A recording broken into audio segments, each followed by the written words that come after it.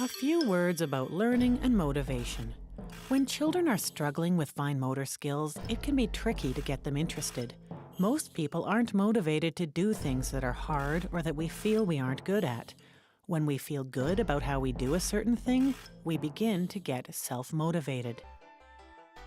Repeated practice of fine motor skills leads to improved fine motor skills, which leads to increased success with fine motor activities, which leads to an increased interest in fine motor activities, which leads to repeated practice of fine motor skills because now it's fun, and the whole cycle just keeps going around and around.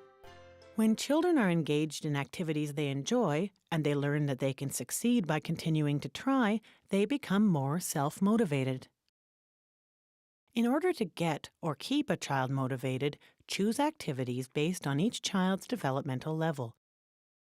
Try not to worry about what other kids his or her age are doing. Focus instead on what your child can do and build on those skills. Every child is an individual and develops at his or her own pace. Choose activities based on the child's interests. We are all more keen to do things we enjoy. Build on successes. Everyone has more fun doing things they can succeed at. If things get too hard, children will not want to do them. Break down activities into small steps, especially if it's something tricky. Have fun. We encourage you to incorporate fine motor activities into your child's day in a fun and playful way. When something's fun or important to us, we'll do it more often, and it's in doing that we learn to do things we couldn't before and improve our skills. Nothing gets learned overnight. There are steps that we generally all go through when learning to do something new. The first step is dependency. The child is unable to do a task, so they're dependent on you to do it for them. Next is hand-over-hand help.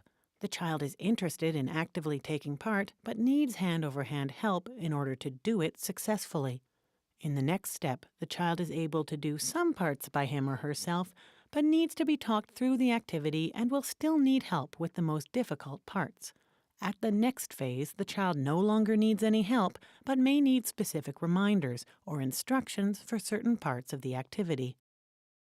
After that, the child is able to do the activity, but it may still be hard, and he or she may give up without encouragement and support. Saying things like, "You're doing great, that's it," makes a real difference at this phase.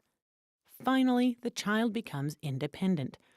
The child is able to do the activity on his or her own easily and without getting discouraged. These steps are a very normal part of the learning process. Whenever possible, allow your child to work through activities with just the amount of help that he or she needs and, of course, lots of encouragement and celebration.